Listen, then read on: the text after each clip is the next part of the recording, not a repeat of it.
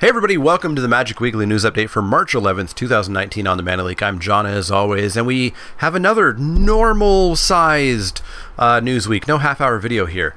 Up first, the banned and restricted list announcement came out today, and there were no changes. So, next topic.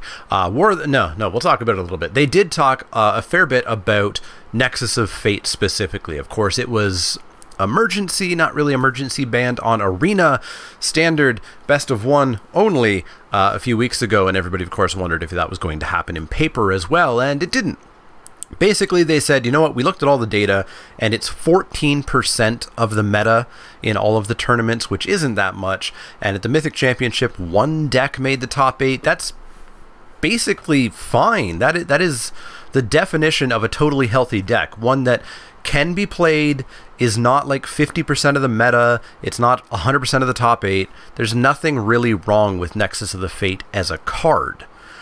There are some problems with the foiling, of course. It does cause the marked card issue, where if you're playing at a competitive event, you probably want to talk to a judge and get them to, you know, take a forest and write Nexus of Fate on it. And then, I realized that was green on a green screen. Sorry about that. And then that is now your Nexus of Fate. Watsy says, you know what? It's unfortunate, but that workaround exists and we're okay with it. And then, of course, the other big thing they talked about was that standard rotation is how they like to deal with cards in standard.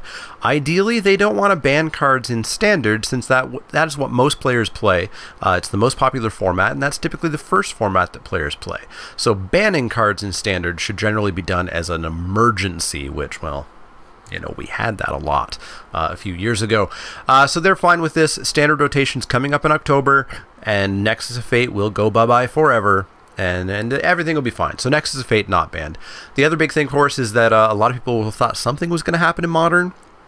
Of course, like always, Stoneforge Mystic spiked in price because it had to be unbanned this time, and nope, wasn't unbanned.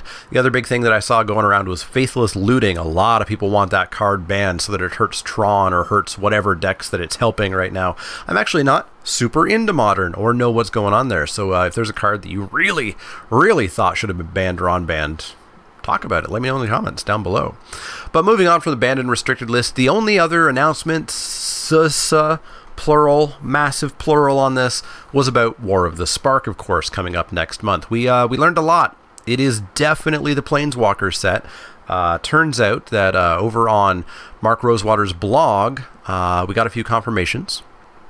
First up, there are no double-faced cards in the set. So that means that the Planeswalkers that we're going to see are not flipping. They're not returning to an unsparked Planeswalker. They're not unsparked Planeswalkers becoming Planeswalkers. They're just normal Planeswalkers.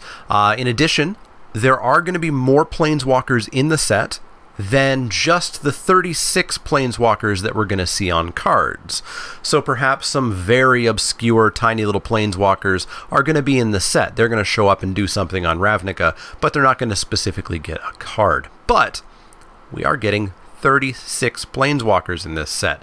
Every single walker that was on those stained glass windows from the War of the Spark teaser trailer, they are in the set.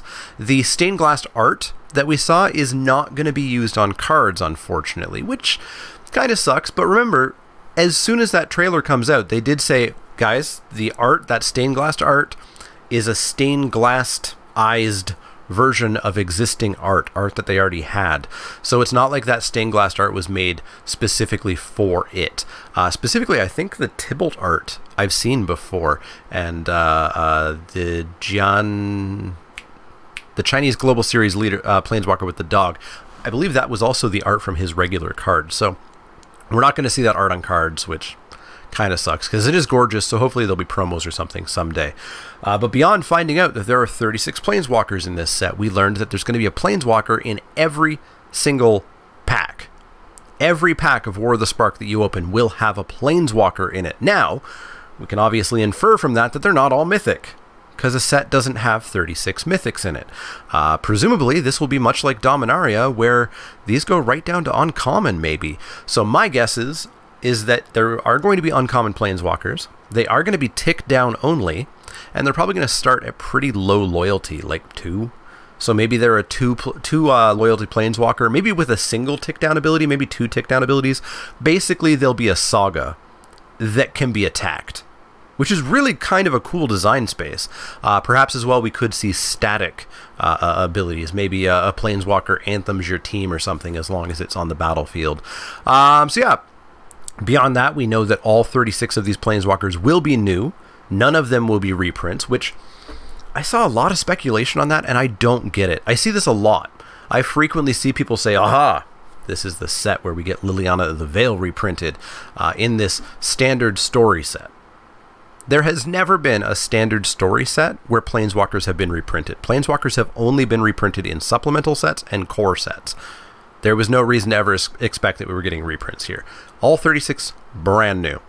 So yeah, beyond that, with War of the Spark, we also got the information that at your War of the Spark pre-release event, you're going to get your 6 packs of War of the Spark, which hopefully means no sealed pack. You're going to get a promo rare, which, assuming there's no sealed packs, means that hopefully that's going to be the traditional for the past 5 or 6 years, or anyways, 4 or 5 years, random rare from the set.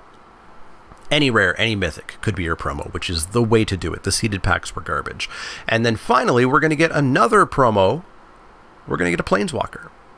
Not only are you getting 6 Planeswalkers out of your 6 packs, you're getting an extra promotional stamped Planeswalker that I assume could be uncommon, rare, mythic, just like the legendaries were in Dominaria pre-release. So yeah, it's going to be interesting to see what happens here.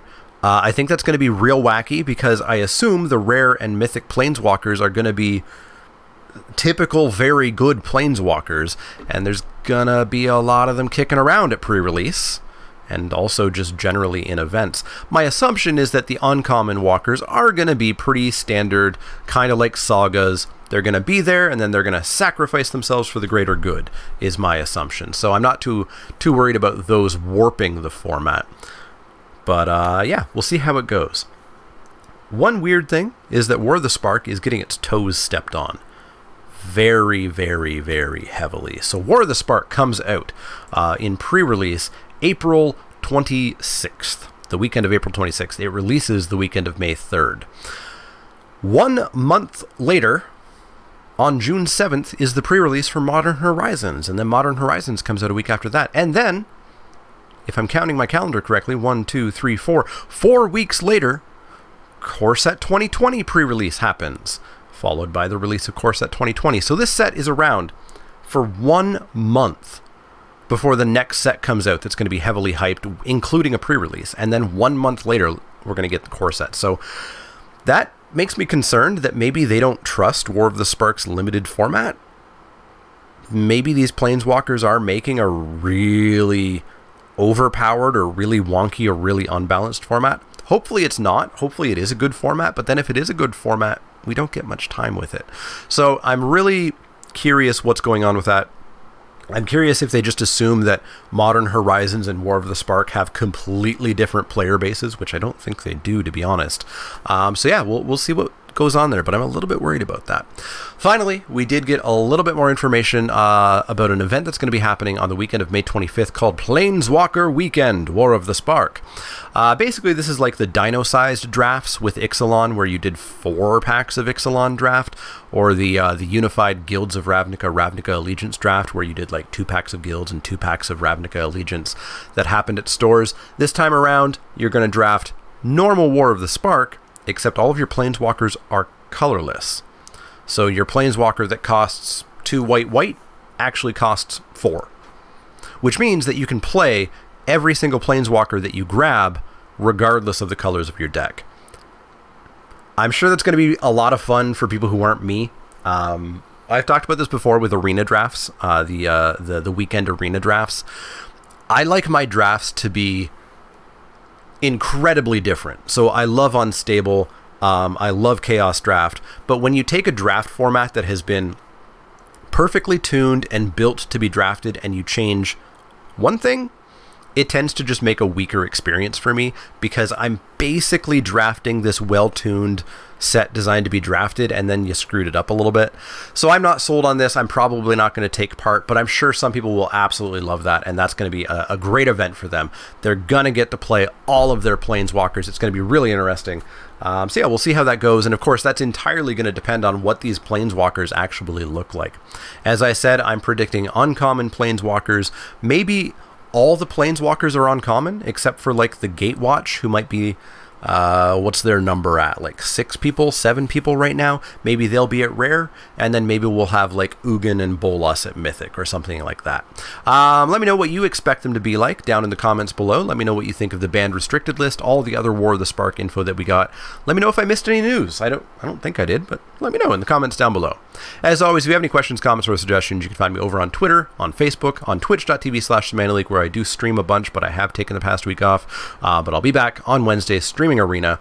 If you want to support the channel, you can go over to patreon.com/TheManaLeak, where you can get yourself in for $5 or above to get your chance to get all of the cards out of the Crack Packs. We'll be doing War of the Spark Crack Packs starting that pre-release weekend. We'll be doing Modern Horizons Crack Packs for the entire time that that's in, so make sure that you do go over and do that if you're interested. As always, if you want to get a playmat, you can go to inkedgaming.com, use the promo code ManaLeak10, all one word, 10 is the number, to get 10% off your order. And if you do have questions, if you have comments, if you have suggestions, let me know. Otherwise, see y'all next time.